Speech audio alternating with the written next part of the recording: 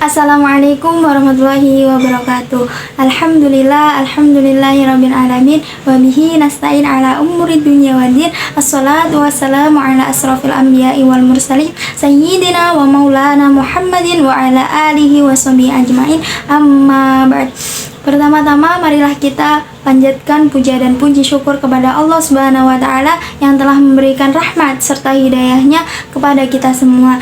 Yang kedua kalinya sholawat serta salam tak lupa kita curahkan kepada baginda kita Nabi besar Muhammad sallallahu alaihi wasallam, karena dengan perjuangan beliaulah kita dapat menikmati Islam hingga saat ini.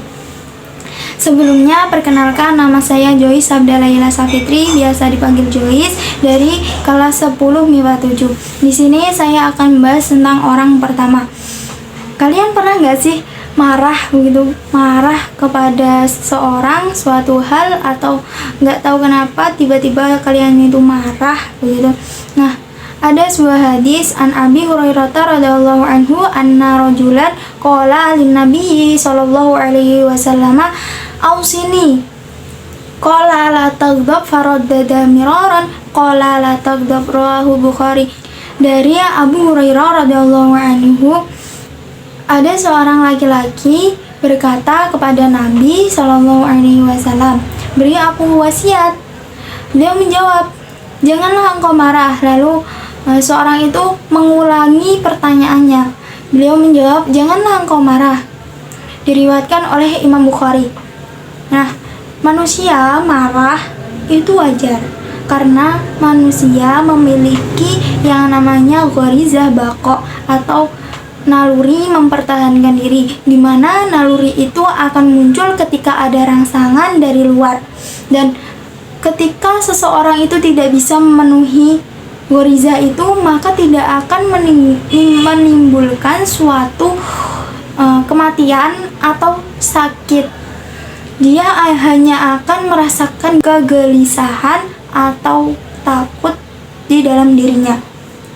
Contohnya, seperti seseorang yang dibully oleh seorang lain atau teman-temannya, maka naluri itu pasti akan muncul. Dia pasti akan marah, ingin membela dirinya.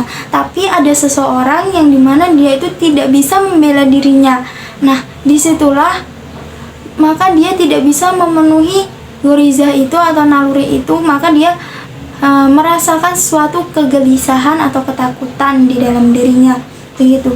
Nah, kalau ada seseorang marah kepada kita karena kita yang salah atau emang yang sananya yang salah, maka kita menjelaskan dengan baik-baik. Kita yang minta maaf duluan itu tidak apa-apa, karena ketika kita yang minta maaf duluan itu tidak akan merendahkan derajat kita, karena derajat seseorang di sisi Allah itu hanya dengan ketakwaan. Yang membedakan derajat seseorang dengan seorang yang lain itu hanyalah ketakwaan begitu, bukan yang pertama maaf duluan. Yang pertama minta maaf duluan itu siapa, bukan gitu ya.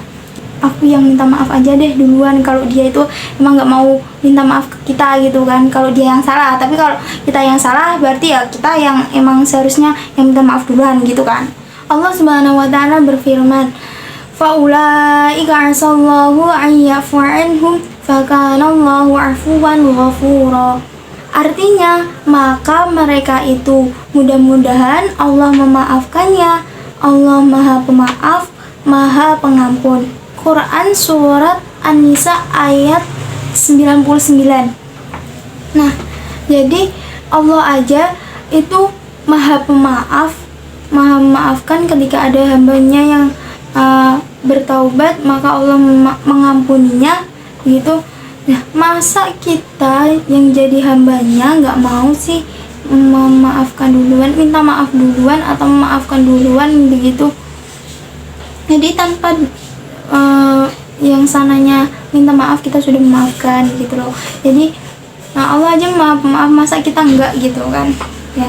Karena orang pertama yang minta maaf duluan itu adalah orang yang paling berani. Jadi yang minta maaf duluan, orang pertama itu yang paling berani, dan orang yang pertama kali memaafkan yang pertama kali memaafkan itu orang yang paling kuat.